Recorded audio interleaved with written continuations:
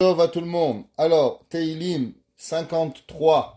Be'ezrat Hashem Yitbarach Naaseh Venetzliach. Un grand bonsoir, un shalom aleichem à tout le monde. Pas vous avoir vu pendant 2 semaines, ça nous a manqué. On est content de voir que Baruch Hashem, tout le monde est là en bonne santé et que Kadosh Baruch Hu fasse que ce shiur y soit pour la hatzlacha de tous les malades de Am Israël. Alors, pourquoi on lit d'abord le Teilim 53 comme d'habitude?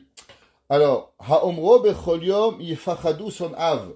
Celui qui a malheureusement des ennemis, on ne choisit pas dans la vie, on choisit souvent ses amis, mais ses ennemis, ils sont souvent encore plus proches que nos ennemis. Alors, celui qui a malheureusement des ennemis, et il aimerait un peu s'en débarrasser, pas méchamment, qu'il oublie un petit peu, et qu'ils ont un peu peur de lui. Alors, Teilim 53, c'est Goula, pour que vos ennemis, ils vous débarrassent le plancher, et qu'ils arrêtent de vous embêter. On leur veut rien de mal, juste qu'ils nous lâchent tranquille. Alors, Mishenishba ben Agoïm, malheureusement, celui qui a été en prison et que malheureusement, il est en prison chez les Goïm, à raison ou à tort, Yomru Kede Shelo Ilamen Ima Aseem. Le Teilim, il est vivre avec des Goïm est quelque chose d'excessivement difficile, du fait que même si on mérite la prison ou on mérite pas la prison, c'est pas ça le point. Le point, c'est que fréquenter de mauvaises personnes a une influence sur nous, comme le Rambam il écrit. Et le Rambam il nous dit que nous apprenons de la façon de vivre des personnes qui nous entourent. Et on a une énorme influence si vous avez un bon voisin qui vous dit bonjour tous les jours, à la fin, vous allez commencer à dire bonjour tous les jours. Si vous avez une personne qui est en face de vous et que malheureusement, elle a de mauvais comportements, on va apprendre à avoir de mauvais comportements. Alors, une personne qui fréquente les goïms et que malheureusement, ces goïms ont un mauvais comportement et il veut ne pas apprendre de leurs actions, juste de dire ce Teilim nous protège de ces gens-là. Levatel hapachad. Toute personne qui a peur et qui a envie d'enlever des peurs. Bien sûr, la peur, elle n'est pas rationnelle et la peur est irrationnelle. Il y a des gens qui ont peur du noir, il y a des gens qui ont peur, malheureusement, de conduire dans l'autoroute. Il y a différentes peurs, différentes façons de vivre la vie et chaque personne qui a ce genre de peur, alors en disant ce verset 9 fois, une ségoula qui est rapportée dans le Chida, dans le Sefer Kafachat Avodat HaKodesh du Chida, il dit que celui qui dira ce Teilim 9 fois, eh ben, ses phobies, elles quitteront. Donc ce soir, si vous avez des phobies, à la place de courir chez les psychologues, chez les psychiatres, chez les médicaments, Teilim 53, 9 fois, gratuit, en plus dans votre salle à manger, au confort de votre gré, et vous serez Be'ezrat Hashem guéri. Alors, qui c'est qui a écrit ce Teilim et pourquoi il a été écrit? On va voir 2 pirouchim dans Rashi, 1 pirouche dans le Radak. Alors d'abord il dit Rashi. Qu'est-ce que ça veut dire? Lamnatseach al machalat maskil le David. Qu'est-ce que ça veut dire machalat? Et sur ça Rashi, il va donner 2 pirouchim. Pourquoi ce Teilim il a été écrit? Il dit Rashi la première explication que le mot machalat est un ustensile, une guitare, un instrument de musique plutôt, où David Amelech, il va composer ce Teilim pour pouvoir qu'il soit accordé avec les notes de la musique de Machalat. Rashi donne une deuxième explication. Il dit al Machalatan shel Israël keshe yecharev habayit. Il dit, nous savons que malheureusement, David Amelech, il a prophétisé. Il va prophétiser la destruction du premier temple et David Amelech va prophétiser la destruction du deuxième temple. Et David Amelech, il va savoir que le peuple juif, comme c'est marqué dans Echa, on sait, Yérémia Navi dit que le temple, c'était la gloire du monde. Il n'y a aucun homme qui pouvait imaginer que Jérusalem serait détruite. Aucun homme pouvait imaginer que le Beth Amikdash pouvait être détruit. C'est comme si un jour je vous dis, est-ce qu'il y a une possibilité que Manhattan soit détruit? Alors vous dites, ouais, Kadosh Baruch Hu. Et derrière votre tête, il vous est impensable de penser quelque part que Manhattan, le centre du monde, va être détruit. Ben, jusqu'à qu'il y avait les Twin Towers qui sont tombés et qu'on a vu les tours jumelles tomber, il n'y avait aucun humain qui aurait pu penser qu'une nation pouvait faire tomber l'Amérique? Eh bien, les Havdil, ben million ve elef Havdalot. Au moment où le peuple juif a vécu le traumatisme, et j'emploie bien le mot traumatisme, de la perte du Beth Amikdash, eh bien, Rahman Haitzlan, on a perdu la prophétie, on a perdu les Kohanim, on a perdu le pardon, on a perdu la Emouna, on a perdu tout ce qui nous était le plus cher de pouvoir vivre la proximité d'Akadosh Baruch Hu. Et comme j'ai expliqué à ceux qui sont depuis des cours avec nous, depuis des décennies, je ne sais pas si vous vous rappelez, quand nous étions encore à Beth Zayin, il y a encore de cela une quinzaine d'années, et on avait dit que quelle a été la plus grande perte de la perte du Beth Amikdash et la perte de la vérité. On sait qu'au temps du Beth Amikdash, il n'y avait pas de doute. Vous aviez une question, vous allez voir le prophète, vous allez voir le Navi demandait au Kohen, le Kohen demandait au Rim Vetumim, et on avait la vérité. La question Shabbat, permis ou interdit, Shammai et Hillel, Rabbi Akiba, Rabbi Lazar, il n'y a pas de marloquette. On va chez le Kohen demande au Rim Vetumim, le Rim Vetumim tranche la halakha, et automatiquement, on peut savoir, un homme qui avait le moindre doute à savoir quoi faire X ou Y, Z, alors on allait au Beth Amikdash. Un homme, il ne sait pas, est-ce que tel monsieur, il est un rabbin ou il est un radin? Est-ce qu'il est un prophète ou un profiteur? Ça se ressemble des fois, on ne sait pas trop. Alors on allait au Beth Amikdash, et au moment, la veille de Pessah, où on faisait Korban Pessah, il y avait un test.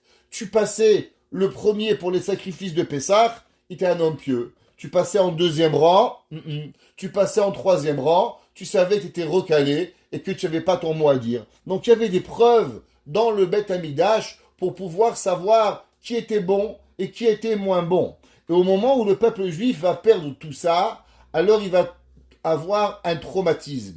Et cette maladie du traumatisme de la perte, de la proximité d'Akadosh Baruch Hu, sur David Amelech, il dit, la Matseach sur le champ, al-Machalat, sur la maladie de Maskil et David, que David Amelech, il va essayer de nous expliquer qu'est-ce que ça veut dire. Alors il est écrit dans le Ateret Tzvi, et il dit, qu'est-ce que ça veut dire, ce principe que la Machala du peuple juif, et il dit des Kachale, Akvar Amar Mizmorze Besiman Yudalet. Vous allez voir qu'il va y avoir une ressemblance entre le chapitre 14, Yudalet, et le chapitre Nun Gimel. Si vous allez voir, il y a beaucoup de mots qui se ressemblent. Par exemple, Amar Naval Belibo En Elohim. Ces mots ont été dits déjà dans le chapitre 14. Qu'est-ce que David Amelech, il les répète de nouveau dans le chapitre 53. Et on regardera Rashi, Velo Iskir Sham Shum Kelishir, Velacha Adaya Kelishir, la Zeuchalavi Od Davaracher. C'est pour ça que Rashi, il va vouloir dire la raison pourquoi, c'est à cause que David Amelech, il va comprendre non seulement la destruction du temple, nous dit le Ateret Tzvi, mais aussi d'avoir cette souffrance profonde du peuple juif au moment où Am Israël va perdre sa gloire. Et dit Rashi, Ukvar Amar Mizmor Acher Dugmadze, et on a déjà vu un verset comme cela, un chapitre comme ça, Amar Naval Belibo En Elohim. Et Naval va dire, il n'y a pas d'Akadosh Baruch Hu. Aechad al-Choban Bait Rishon, Veze al-Bait Sheni. Nous dit Rashi, le chapitre 14 parle de la destruction du premier temple, et le chapitre 53, il parle de la destruction du deuxième temple pour pouvoir y arriver. Il nous dit le Radak. Le Radak, il dit de quoi il parle ce verset et pourquoi il est rapporté, et ainsi nous allons voir dans le Malbim. Le Malbim, il dit, vous savez qu'il y avait un roi qui s'appelait Sancheriv. Sancheriv était roi au temps du roi Chizkiyahu Amelech. Et Sancheriv va vouloir détruire Yerushalayim et va vouloir détruire le temple. Akadosh Baruch Hu va faire un miracle où toutes les armées de Sancheriv, elles vont mourir. Comment les armées de Sancheriv vont mourir? La Gemara nous enseigne que Akadosh Baruch Hu va ouvrir les oreilles des soldats de Sancheriv, et les soldats de Sancheriv, ils vont écouter les chants des anges qui vont chanter à Akadosh Baruch Hu, et leur âme va être absorbée vers Akadosh Baruch Hu, et ils vont mourir. Là, d'après le Midrash, il y a deux midrashim à propos combien de soldats il avait Sancheriv. D'après le midrash, il dit qu'il avait 1 million de soldats Sancheriv, moins 1. Et d'après un autre midrash, Sancheriv avait 1 milliard moins 1. Et il dit le midrash, c'est quoi ce moins 1? Qu'est-ce que ça veut dire 1 milliard moins 1 ou 1 million moins 1? Ils nous disent, Rachamim, que si l'homme il n'a pas le 1, qui est le 1? Le 1 il est Shema Israël Hashem Lokenu Hashem Echad, celui qui est unique. Tu peux avoir avec toi 1 milliard de soldats. Mais s'il n'y a pas Kadosh Baruch Hu avec toi, eh bien alors tu as rien. Tu peux être tout seul, mais si tu as Kadosh Baruch Hu avec toi, alors automatiquement tu vas tout avoir. La Gemara dans Sanhedrin elle nous enseigne, elle dit au Père Ekrelek, qu'en vérité Kadosh Baruch Hu va sauver le roi Chizkiyahu HaMelech. Et le roi Chizkiyahu HaMelech va être arrivé au summum de pouvoir devenir le Mashiach. Et pourquoi Chizkiyahu HaMelech ne va pas devenir le Messie? Du fait que Chizkiyahu HaMelech, il va pas louanger Akadosh Baruch Hu après le combat de Dieu contre Sancheriv. Et il dit le Malbim, comme on a expliqué, que c'est quoi ce verset? Il dit Sharishon Usar mi David HaMelech al Shinitzon mi Melech Adir vechelo Agadosh shebaou alav.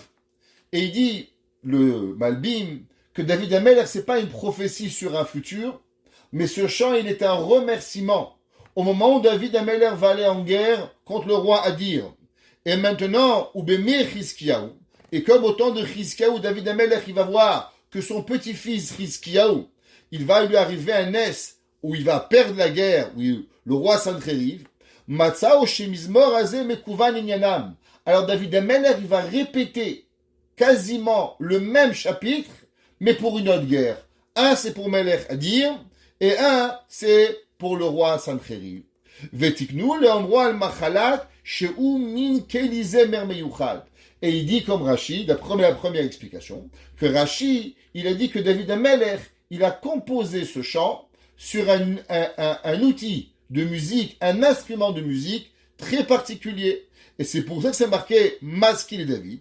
Chez David, Iskil al Dava besechel tov, chez Wasagad Ruach HaKodesh. Et il dit le Malbim, qu'est-ce que ça veut dire Maskil et David? Que David HaMelech, il a compris. Il dit qu'automatiquement, David HaMelech, comme il va arriver à avoir la présence divine, la névoie, le roi HaKodesh, et ça provient de la Chochma de David, c'est pour que c'est marqué, la Matseach al-Machalat, le chant que David HaMelech, il a composé pour l'instrument de musique Machalat, à propos de quoi? Maskil et David. À cause que David HaMelech, il a été Chacham, et que David HaMelech, il a été arrivé au niveau de la sainteté pour pouvoir y arriver. Et David HaMelech, il dit un verset. Amar Naval Belibo et Elohim. Naval était un homme qui était malheureusement mauvais. Et le Midrash, il dit, le Pasuk, Keshemo Kachu. Naval va être le mari. David HaMelech, il va se marier. Et quand il va se marier avec une certaine femme que son mari, il s'appelait Naval, il était un homme méchant. Mais le mot Naval, dans David HaMelech, il ne représente pas toujours Behemet, le mari de Abigail qui s'appelait Naval. Naval représente l'état d'âme d'un homme qui est profondément méchant et qui arrive à un certain niveau de ne pas croire à Kadosh Baruch. David HaMelech, il dit Amar Naval Belibo en Elokim. Il n'y a pas de Dieu. Ishritu, détruisez. Veit avu, et allez et acceptez toutes vos envies.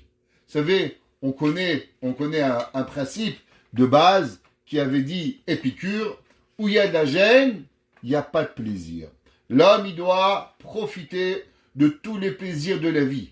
Comment l'homme, il arrive à ce sentiment de véritablement avoir aucun regret, manger, boire, dormir, détruire, faire tout ce qui lui est envie.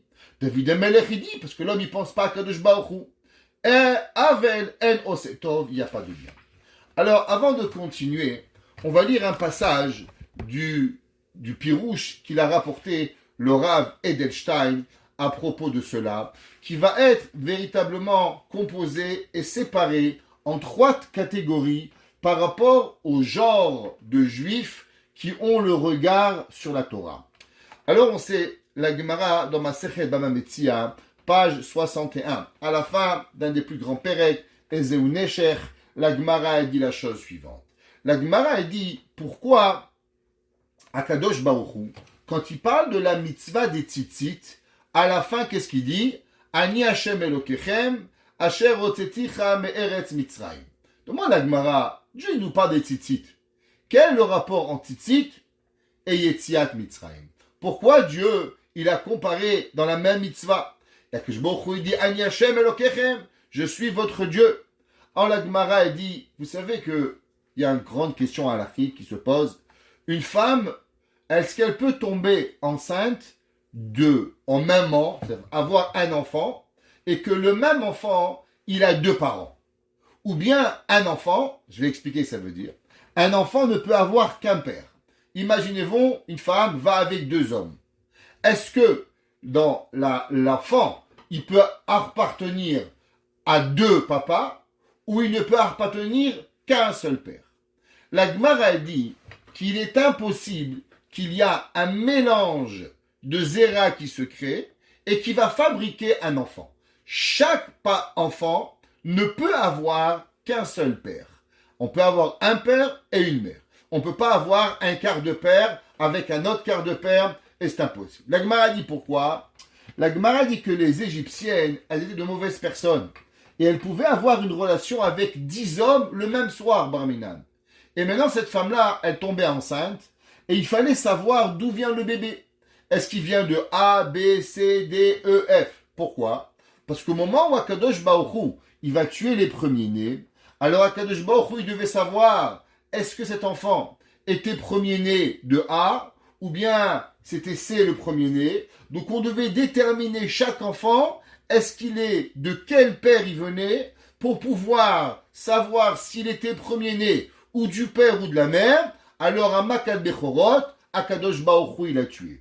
Il dit à Akadosh Baruch Hu, de la même façon que moi, à Makad Bechorot, j'ai su différencier entre chaque enfant d'où il est venu, malgré que sa mère, elle a pu partir avec 10 hommes et savoir véritablement de qui il provenait la goutte qui va enfanter cet enfant. Alors, la Gemara dit, moi aussi, Akadosh Baruch Hu, je vais punir l'homme qui joue avec Dieu. La Gemara dit que ça veut dire jouer avec Dieu. Alors vous savez, à l'époque, il y avait le bleu azur qui était dans les tzitziot. Le bleu azur, on prenait un poisson qui montait tous les 70 ans et qui avait une certaine couleur. Et cette couleur, elle était bleue, qui ressemble à la mer, que la mer ressemble au ciel, et que le ciel ressemble au diamant sous le kissé à Kavod d'Akadosh Baruch Hu. Maintenant, dans cette couleur-là, elle coûtait très cher. Il y avait des gens qui étaient un peu radins et qui n'aimaient pas dépenser de l'argent pour les mitzvot. Vous savez, un jour, mon papa, en 1970, il était grand rabbin à Normandie. Et il arrive, quelques jours après qu'il devient rabbin, on dit, monsieur, demain, vous avez une bar mitzvah. Mazal tov, une bar mitzvah. Une bar mitzvah très spéciale. Nous avons 2 jumeaux. Une paire de jumeaux qui fait la bar mitzvah. Waouh! Mon papa était super content de fêter la bar mitzvah des jumeaux la première semaine, le premier mois qui est arrivé. Il arrive à la synagogue, qu'est-ce qu'il voit? Un bar mitzvah qui a le bras et l'autre bar mitzvah qui a la tête. Et mon père dit, mais qu'est-ce qui se passe? Il dit, monsieur le rabbin, ça coûtait cher les téphilines. Alors un, il met le bras et l'autre, il met la tête. Mon père dit, mais c'est pas possible. Vite, vite, vite. Il reste ses téphilines. Il est prêt à des bar mitzvah. Qu'au moins, le jour de sa bar mitzvah, il avait une paire de téphilines. Après la montée au Sefer Torah, il dit, monsieur le rabbin, on vous voit ce soir à la bar mitzvah. Il dit, mais où est la bar mitzvah? Il dit, au casino de Caen. C'était un casino qui coûtait des milliers de dollars pour arriver. Alors pour ça, il y avait de l'argent. Il y avait de l'argent pour aller louer le casino. Il y avait de l'argent pour faire venir je ne sais pas quel chanteur ou quelle chanteuse malheureusement. Mais pour la bar mitzvah, il n'y avait pas. Alors ça a toujours existé malheureusement. Des gens qui n'ont pas des priorités dans les mitzvot. Et la Gemara nous dit, qu'il y avait un arbre qui s'appelait Kala Ilan et qui donnait la même couleur que le tzitzit bleu. Alors les radins, qu'est-ce qu'ils faisaient? Pour pas dépenser de l'argent avec ce fil bleu, ils allaient et prenaient cette couleur qui était très cheap, qui venait d'une feuille. Alors ils achetaient leur tzitzit là-bas, leur couleur, et devant tout le monde, ils avaient l'air d'avoir des tzitzit bleus. Mais pourtant, ce tzitzit-là, il n'était pas cachère, parce que il n'était pas de la couleur qu'Akadosh Baruch Hu il voulait. Akadosh Baruch Hu il dit, mais qu'est-ce que tu crois?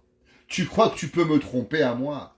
Tu peux jouer le clown avec moi? Toi, tu vas venir et tu vas me faire croire que tu as mis un tzitzit bleu, quand véritablement, tu as acheté un tzitzit. Si moi, Akadosh Baruch Hu, j'ai pu différencier pour retrouver le père à Madame Frecha, qui était parti avec 10 Égyptiens, et j'ai récupéré savoir qui est le père, est-ce que toi, tu crois que je vais pas savoir qui tu es, et Akadosh Baruch Hu, il va venir? On voit qu'il y a des gens qui veulent s'amuser avec la Torah, qui veulent prendre la Torah d'une différente façon que nous. Et en vérité, ce genre de personnes, on va les catégoriser en 3 parties. Quel est l'œil et quelle est la vision des gens vers la Torah? Dans votre vie, vous allez rencontrer, bien sûr, il y avait le Rav Frey qui disait, il y a les pieds, il y a les papiers et il y a les trépieds. Traduction, il y a les pieux, il y a les papieux et il y a les trépieux. Maintenant, en vérité, dans les gens qui ne sont pas religieux, on va pouvoir les différencier en 3 catégories de personnes. La première catégorie, malheureusement, c'est des personnes, on va les appeler aujourd'hui des athées.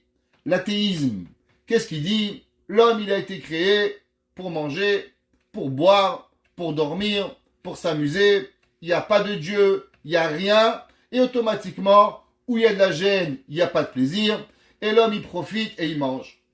Avec beaucoup de peine, j'ai eu une question. En France, on a fait une soirée de couple pour Shlom Bayit. Et là-bas, il y a une femme, elle m'a demandé une question qui m'a véritablement, excessivement peiné.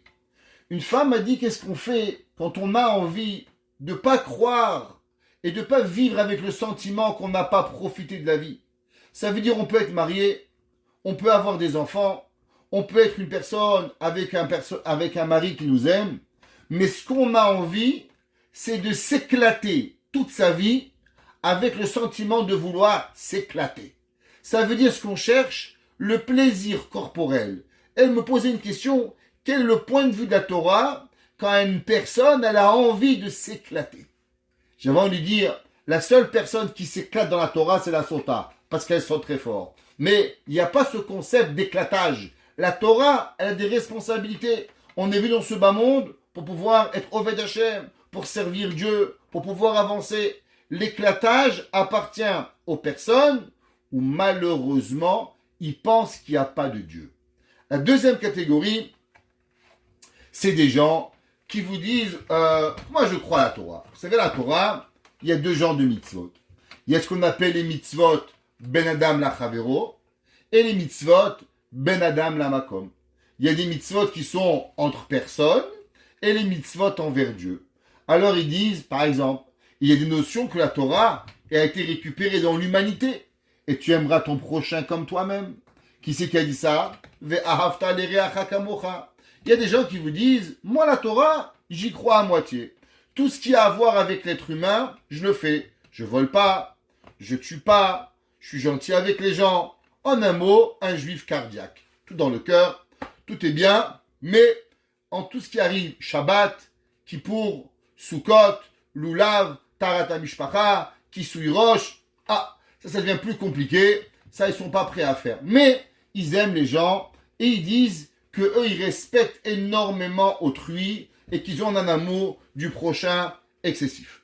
La troisième catégorie, ce sont des gens qui croient avoir un Kadosh Baruch et qu'en vérité ils disent, bon, monsieur le rabbin, faut pas être extrémiste quand même.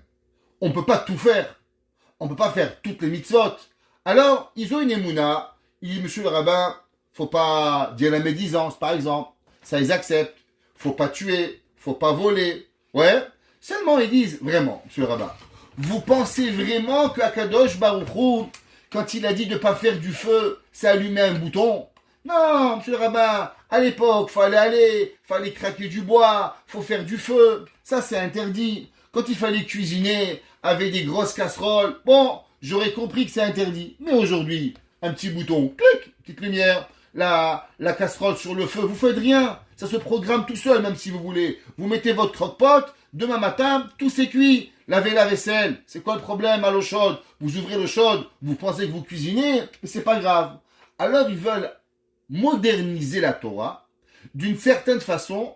De ce qu'ils veulent, c'est permis, et de ce qu'ils veulent, c'est interdit. Et ils pensent qu'ils ont quand même une relation avec la Torah. Hachamim, ils nous disent que la première catégorie de personnes, que eux, ils sont dans la pensée que lo alenu velo alechem, il n'y a pas de Dieu. La question qu'on doit se poser, c'est dire, moi, monsieur, j'ai juste une question véritablement pour toi. Comment un homme, il arrive à une conclusion qu'il n'a pas de Dieu? On raconte qu'il y avait un jour, à Strasbourg, un homme, il se mettait tous les semaines devant un rabbin et il lui disait, vous savez, monsieur le rabbin, moi, je suis un apikarat. Je suis pas un amarat. Quelle différence entre un apikarat et un amarat? Un apikoros est une personne qui a étudié et qui arrive à la conclusion de son étude qu'il n'y a pas de Dieu. Un amarat, un amaharetz, c'est un homme qui ne connaît pas et juste par manque de connaissances, il arrive à des conclusions. C'est comme un homme, il vient, il vous dit, moi je pense que la théorème de Pythagore n'existe pas. Dis-moi, tu connais le théorème de Pythagore? Non, mais le nom, il me plaît pas. Je veux bien, mais tu sais, il y a des théorèmes, il y a des principes mathématiques. On peut pas dire je crois pas parce que le nom de Pythagore, il arrive pas. Je crois pas que les Égyptiens étaient des gens intelligents. Est-ce que tu as compris comment ça marche les pyramides? Tu as vu la précision d'une pyramide? Est-ce que tu comprends comment ça marche un sous-marin? Est-ce que tu comprends comment ça marche un bateau? Est-ce que tu comprends comment ça marche un moteur? Non, c'est trop compliqué, j'y crois pas. Alors, un amaretz, c'est quelqu'un qui manque de connaissances. Alors le rabbin, il disait tous les Shabbats au rabbin, il disait, monsieur le rabbin, je suis un apikoros, pas d'un amaretz. Et le rabbin lui disait tous les semaines, non monsieur, tant que vous ne serez pas venu à la yeshiva, étudier, apprendre, et après que vous avez appris, arriver avec des questions qui vont vous réveiller et dire que vous n'êtes pas d'accord, alors vous resterez dans la amaretzut. Vous resterez dans le principe de l'ignorant. Vous ne pouvez même pas avoir le titre de apikoros. Vous êtes seulement un amaretz. Alors, un homme, pour pouvoir parler de la véracité de la Torah, c'est pas connaître de petits versets qui vous sortent les évangélistes dans les marchés. Oui, mon fils, je suis le fils de Dieu. Ça t'a appris le Perek Bet. T'as appris le premier Perek, tu as appris Bereshit bara Elokim Tashamayim V'Taaretz. Est-ce que tu as appris Parashat Noach, Lo Yelecha Elokim Acharim? Est-ce que tu as appris Parashat Yitro? Le gars, il connaît 2 versets et il veut nous attraper avec 2 versets. Il connaît rien. T'as appris la Gemara, Bavli, Yerushalmi, Tanakh, Nevi'im, Ketuvim, Midrash, Zohar.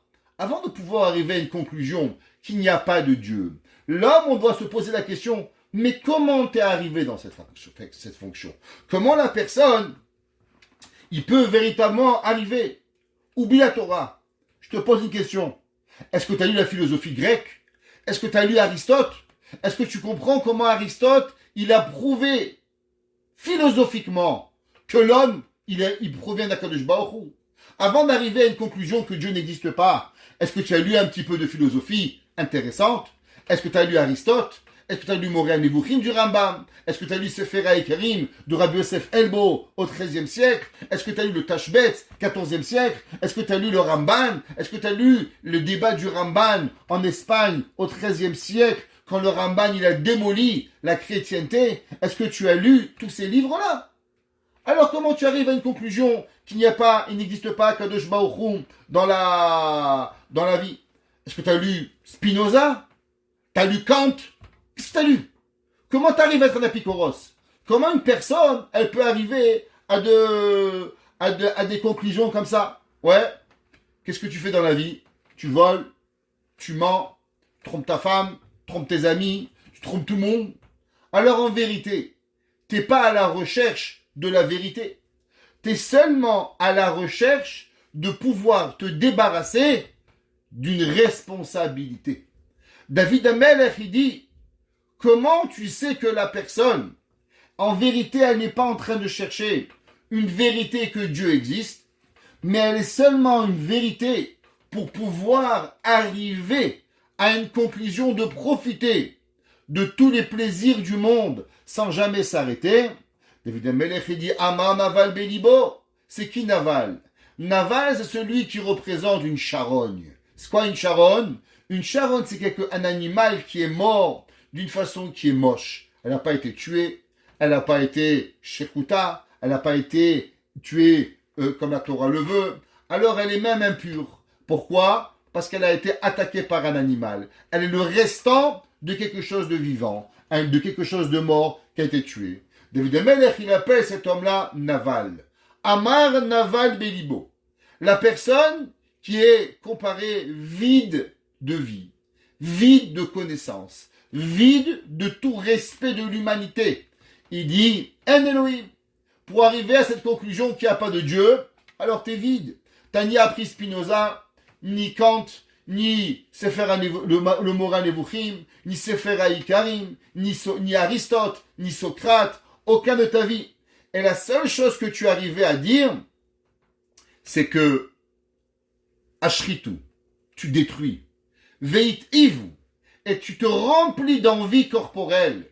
Ah, la Goya, celle-là tu l'aimes bien.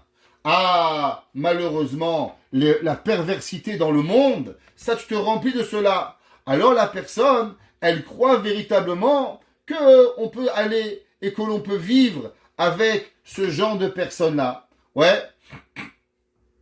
Combien de personnes, l'homme, il a réfléchi à ce sujet? Comment l'humanité, ça fait 5000 ans qu'elle a été créée. Il y a des chercheurs qui travaillent toute leur vie pour une théorie.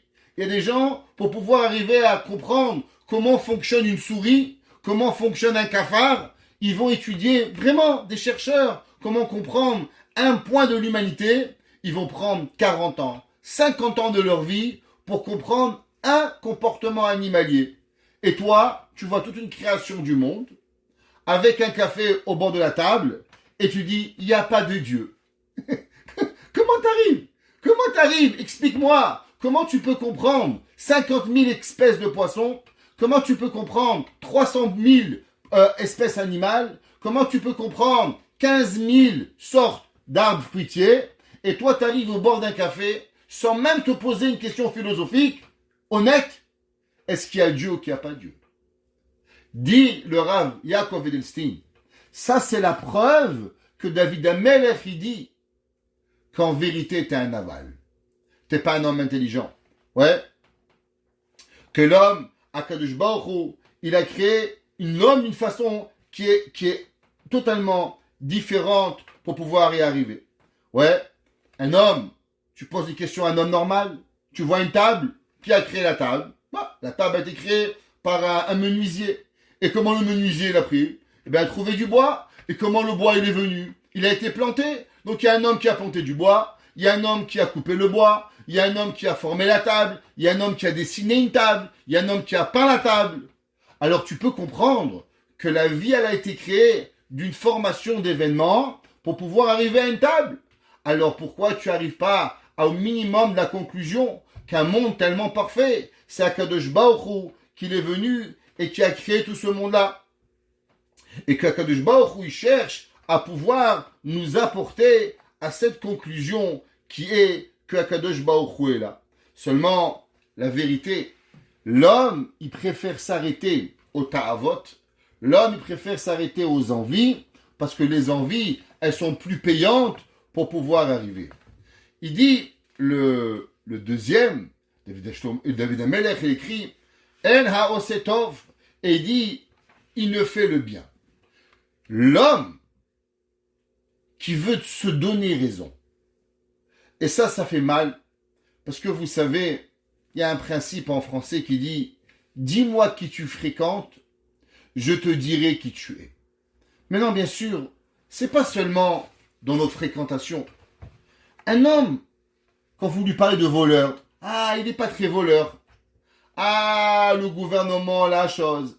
Ah, il est un violeur. Non, tu sais, on l'a accusé à faux. Il excuse tous les gens qui sont autour, les gens mauvais. David Amelech, il dit, tu veux savoir si une personne, elle est bonne? Oublie la Torah. Est-ce qu'elle a un bon fond? Qu'est-ce qu'elle fait? Qui c'est qu'elle défend? Est-ce qu'il défend les voleurs? Est-ce qu'il défend les tueurs? Est-ce qu'il défend les violeurs? Est-ce qu'il défend les batteurs de femmes? Est-ce qu'il défend qui? La personne, si tu, au moins tu penses quelque part que le monde, il n'y a pas de jugement, il n'y a pas de Dieu, il n'y a pas d'après le monde. Ok. Mais qu'est-ce que tu fais de ta vie? Qu'est-ce que tu cherches à prouver à Kadosh Baruch Hu? Ouais. Et là, malheureusement, ces personnes, qu'est-ce qu'ils pensent? Que en vérité, il n'y a pas de bien. Il n'y a rien qui les amène. Il n'y a rien qui peut les arrêter. Et la seule chose qu'ils ont envie, c'est de renoncer à Kadosh Baruch Hu.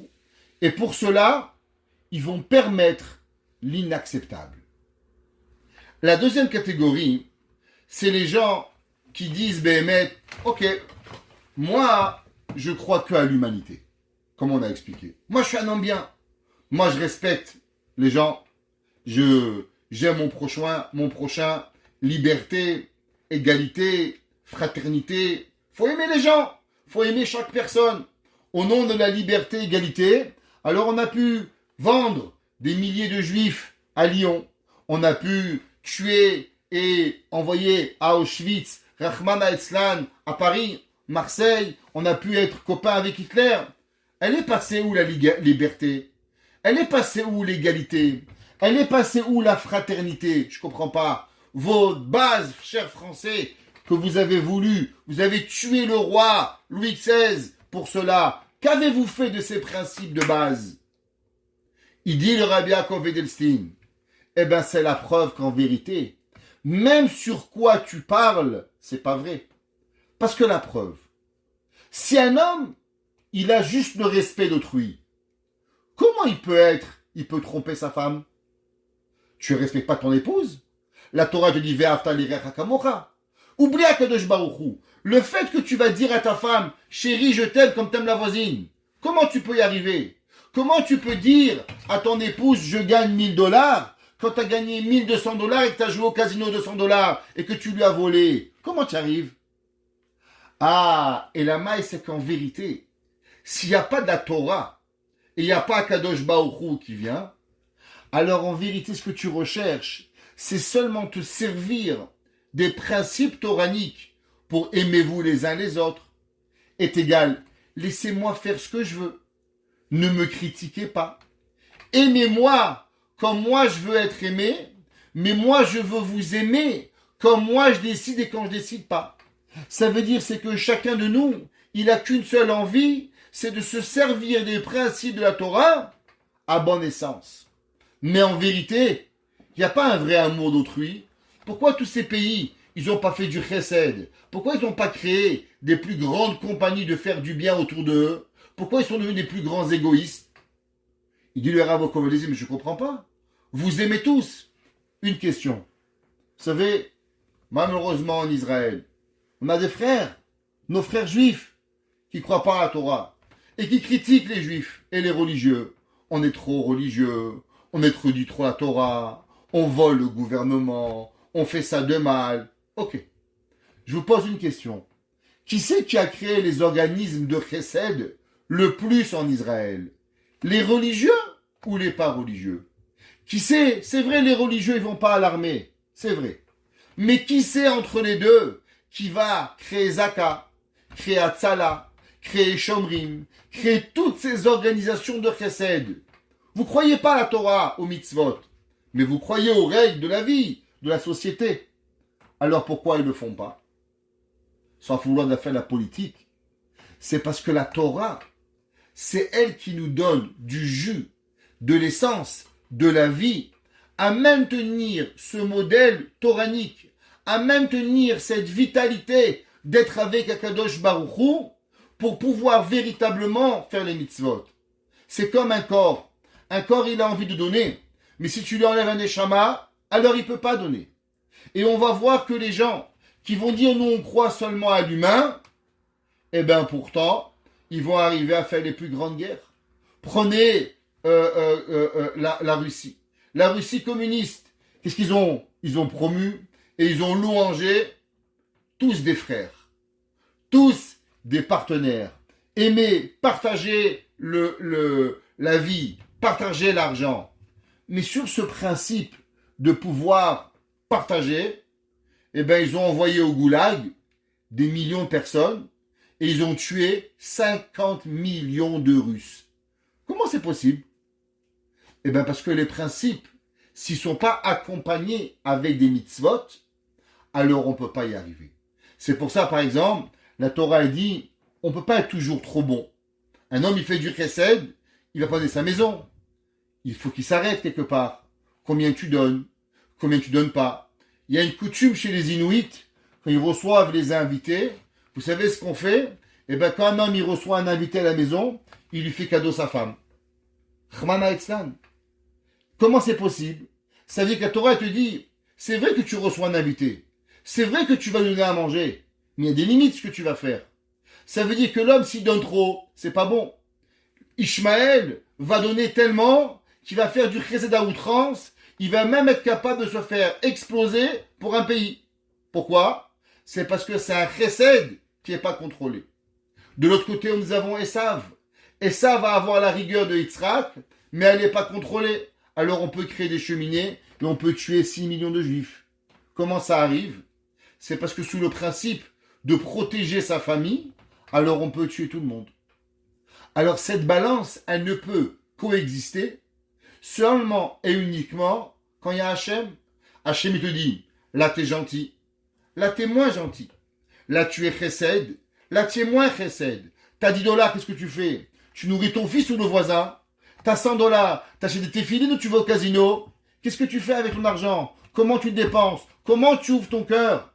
Sur ça, David Amelech, il dit, ces personnes qui veulent nous donner des leçons sous les dires de la Torah, sans véritablement utiliser la Torah à bonne escience, dans le Teilim 50, on a vu David Amelech, il a dit, Vela Racha Amar Hashem, Ma lecha lesaper chukai.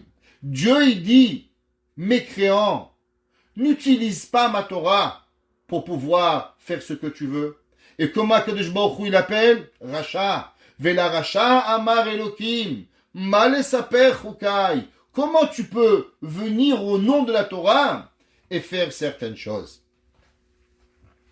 Et troisième, c'est ceux qui essayent d'améliorer la Torah à leurs yeux, de moderniser la Torah. Ceux qui vont essayer par tous les moyens d'essayer de dire, ok, on va comprendre la volonté d'Hachem, et à travers la volonté d'Akadosh Baruch Hu, alors on se permet de jouer avec Akadosh Baruch Hu. Et là, ça devient intéressant. C'est marqué dans la Gemara, qu'on a dit au début. La Torah a dit que Akadosh Baruch Hu, il a dit, tu veux jouer avec moi entre le bleu et le bleu. Tu veux jouer entre le bleu azur qui est du poisson et le bleu azur qui est de l'arbre. Est-ce que c'est possible? Qu'est-ce que c'est ce principe? Ce principe, il est ce qu'on appelle un hypocrite. C'est qu'il ait envie de faire quelque chose, mais de ne pas faire. Qu'est-ce que ça veut dire de faire et de ne pas faire? Alors, en vérité, la Gemara, dans Menachot, page 43, la page 43b, la Gemara dit que Rabbi Meir, il dit, pourquoi on doit avoir le bleu azur? Parce que le bleu nous rappelle la mer nous rappelle le ciel nous rappelle le Kisei HaKavod. Donc à chaque fois que tu vois tes tzitzit, qu'est-ce que tu te rappelles? Yirat Shamayim. L'homme, il se rappelle qu'il y a Kadosh Baruch Hu, qui doit se rappeler que Kadosh Baruch Hu, c'est lui qui il dirige le monde. Quand le pasuk qui dit, Ureitem oto uschartem, et vous allez les voir, et vous allez rappeler qu'il y a un Boré Olam, il y a un créateur du ciel qui va venir et qui va être là. Alors, qu'est-ce qu'il dit, ce monsieur? Ce monsieur dit, je comprends pas. Si tout le but de la mitzvah, c'est d'avoir du bleu, que le bleu il rappelle la mer rappelle le ciel il rappelle Dieu, alors à quoi ça sert d'avoir un bleu qui coûte 100 dollars? À quoi ça sert d'avoir un étrog? Prends un citron. Après tout, c'est un fruit. Ça sent bon, c'est bien, c'est magnifique. C'est quoi ton problème? Pourquoi tu vas acheter un citron à 300 euros Ouais, ou un loulav à 500 pièces. Achète-moi un citron, 5 pour $1, magnifique, parfait. Si tu veux, il n'y a même pas de pitom, comme le Lubavitch. Ouais, et ça coûte 5 pour $1. C'est quoi le problème qui va arriver? Pourquoi? Parce qu'il veut essayer de comprendre la pensée divine. La réponse à ça, elle est que c'est vrai que Rabbi Meir a donné une réponse. Pourquoi on fait la mitzvah de Tchelet?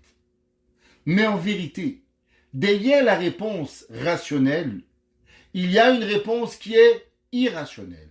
Akadosh Baruch Hu il donne certaines mitzvot que tu peux ou que tu ne peux comprendre.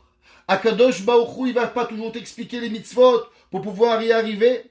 Et l'homme, il doit savoir que la raison de la mitzvah, que même si tu crois, mais du bleu c'est du bleu, je peux les peindre avec un marqueur, mais t'as pas fait la mitzvah.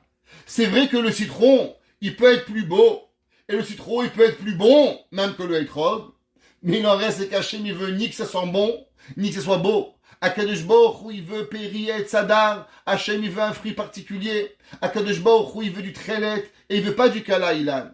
Et la Gemara dit, c'est pour ça qu'Hachem, il dit, je suis Dieu qui a différencié entre cette âme et cette âme.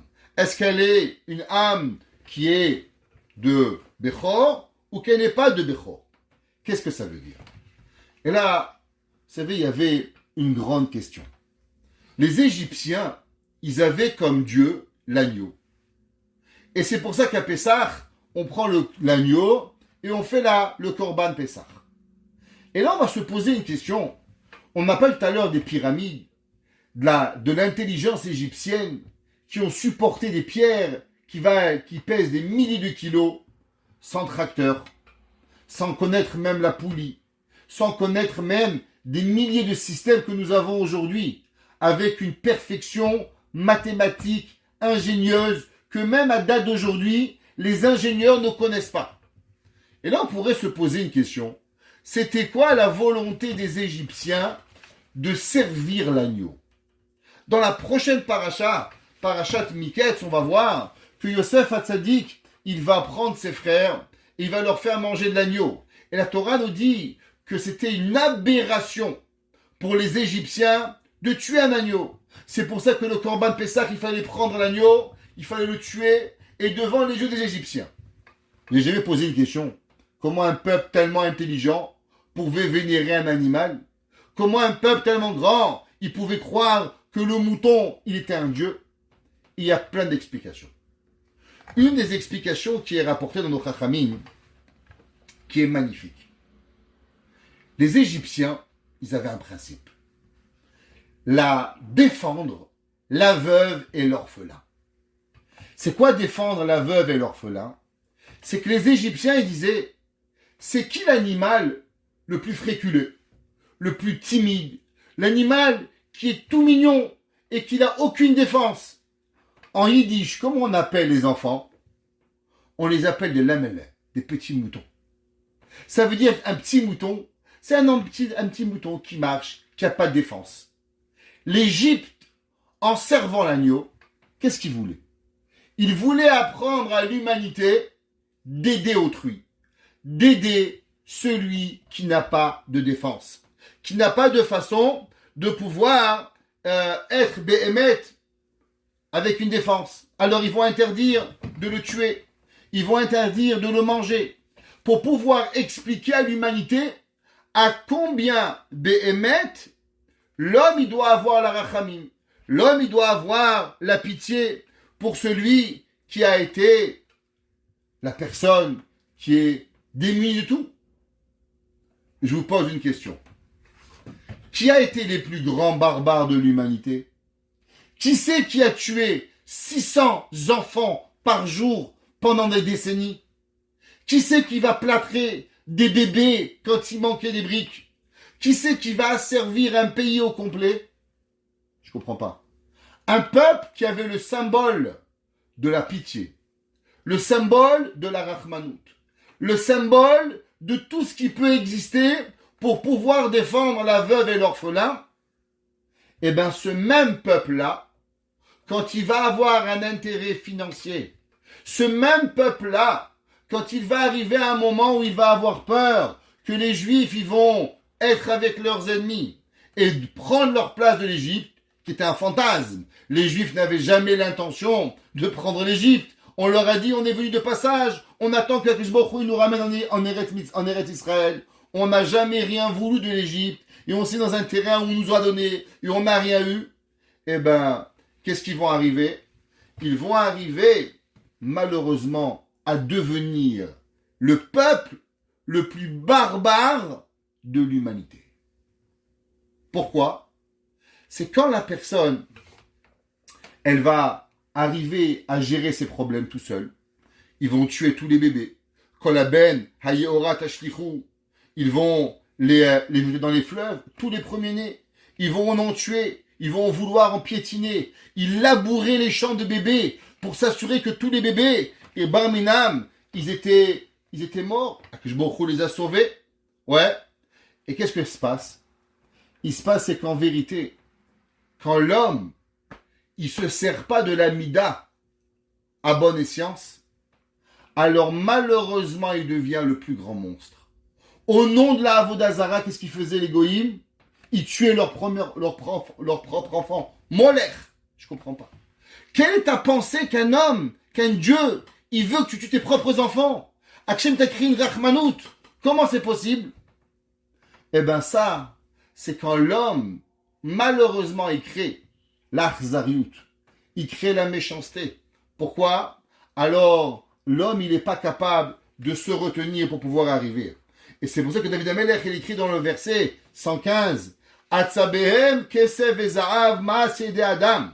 Qu'en vérité, la personne, il vient, il voit la divinité, l'argent, l'homme, il voit tout cela, et il arrive à pouvoir comprendre qu'est-ce qui s'est trompé pour pouvoir y arriver. Pourquoi? Parce que l'homme, il ne peut pas comprendre. Et en vérité, c'est la question de quoi? La question du rachat. La table de Pessah. Qu'est-ce qu'il dit le rachat? Ma avoda azot lachem. Comment vous pouvez prendre un petit agneau? Il est tout petit, il a 1 an. Vous le prenez, vous le tuez. Vous êtes des barbares. Amenez des corbanotes, prendre la laine, faire un talit, devenez végétarien. Comment vous pouvez avoir une mitzvah de manger la viande de Shabbat? Comment vous pouvez avoir une mitzvah de faire X, Y, Z?